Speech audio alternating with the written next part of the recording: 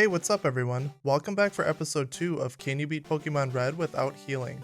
In the last episode, we chose our starter after some deliberation, which had to be Squirtle. We caught countless Nidoran to help wear down our opposing Pokemon, and we took down Brock and our rival in Cerulean City. The rules for this challenge are pretty tough, so let's go over them again.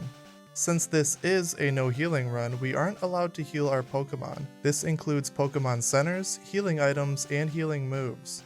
For some additional challenge, we are also not allowed to use PowerPoint restoring items, X items, or legendaries. Now that we are all caught up on the rules, let's get into the run.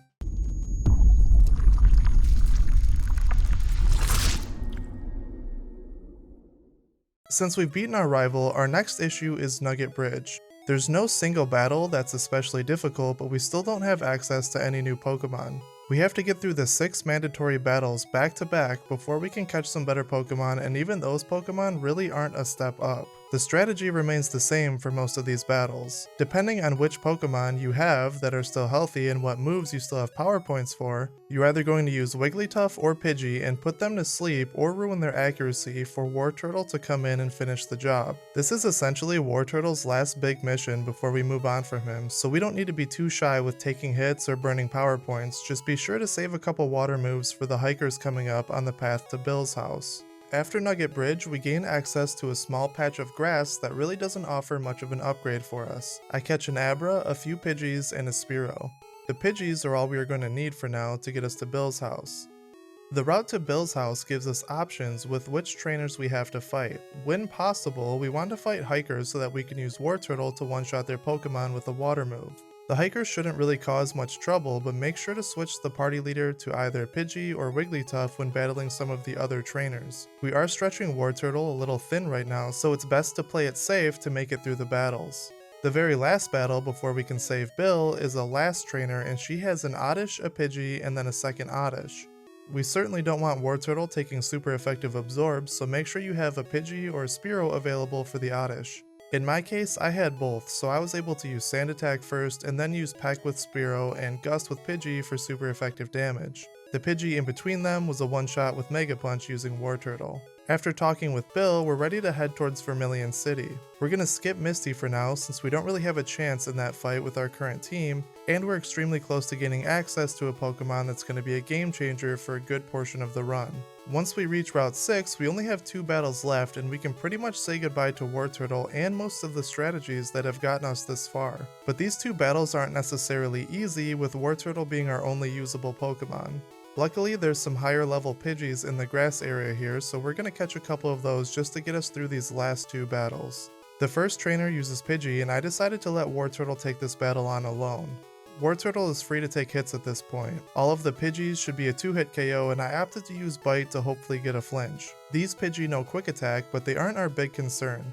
We do want to make sure that Wartortle has enough HP left for its last battle. The next trainer uses Spearow and RATICATE. I started off with Pidgey to hit some Sand Attacks on Spearow because I was worried about it using Fury Attack on Wartortle. Well, I was right to be worried since it hits a critical hit Fury Attack and knocks Pidgey out, so it's all up to Wartortle.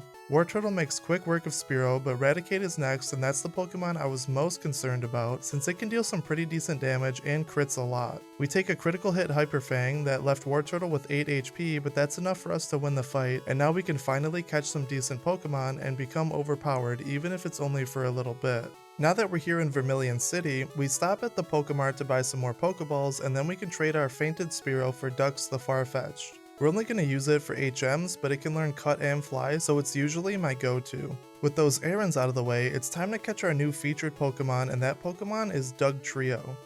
We can find DUGTRIO in DIGLETT Cave, but if you thought this run was grindy before, it's about to get much worse. DUGTRIO only has a 5% spawn chance, but there's multiple factors at work that make this part pretty awful. Since DUGTRIO only spawns 5% of the time, that means the other 95% is going to give us Diglett.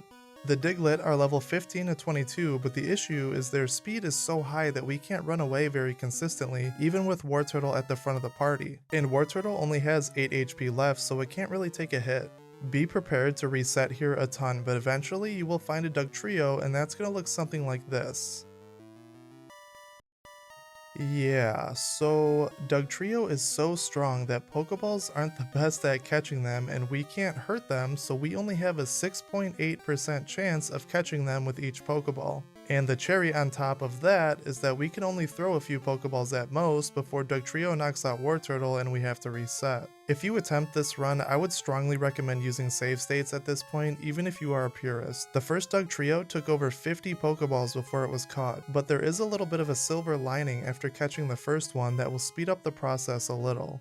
Once we move DUGTRIO to the front of the party, we don't have to worry about Diglett anymore. Yes, DUGTRIO is obviously faster and can run away more consistently, but we don't even have to worry about Diglett at all because now we can use Repels. Repels prevent wild Pokemon from attacking that are a lower level than our party leaders, so we will only encounter DUGTRIO, but we should still save after using one because that doesn't increase DUGTRIO's spawn rate and we don't want to burn through a bunch of money on Repels. And while I catch some more DUGTRIOs, I'll have to warn you about something. I'm very used to using Dig to fast travel to the last Pokemon Center we healed at, but remember this is a no heal run, so I haven't healed at any and I used Dig out of instinct and it took me all the way back to our mom's house at the beginning of the game, so make sure to avoid that one. Luckily I had a save so I didn't lose much time, but that was too funny not to show, but hey, at least there's proof that I haven't healed. While I was catching DUGTRIO, I made a pit stop to trade the Abra we caught from Marcel, the Mr. Mime. I'm not sure how useful it's going to be since it's at a low level, and even though it gains boosted experience for being a traded Pokemon, I'm not sure it's going to be all that helpful before it runs out of power points. Now that I've caught a few DUGTRIO, let's see how strong they really are against our rival on the SS Anne. The rival leads off with PIDGEOTTO again, and since Wartortle is still in the party, I let it get one last attack in before officially fainting and being taken out for good. Now we can use DUGTRIO, but since PIDGEOTTO is a flying type we can't use Dig, so Scratch will have to do. PIDGEOTTO hits with a quick attack for 8 damage, but we knock it out and the rival uses RATICATE next. We knock RATICATE out with a single Dig, and KADABRA is up next and it also gets one shot with a single Dig. The rival's last Pokemon is IVYSAUR, and once again we get a one shot with Dig. If that's not enough to sell you on DUGTRIO, let's check out the Misty fight.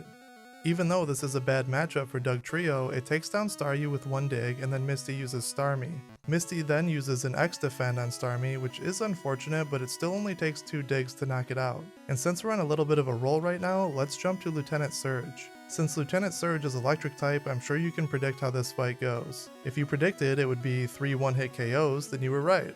After the 2 gym battles, I drop off any fainted Pokemon we have and catch more DUGTRIO to get ready for the rest of the game, but that's gonna do it for episode 2. Thank you guys for watching, and don't forget to subscribe as I'll be continuing this challenge weekly. DUGTRIO has put us in a good position for the short term, but how long is that gonna last? I guess we're gonna have to find out next week in episode 3. Peace.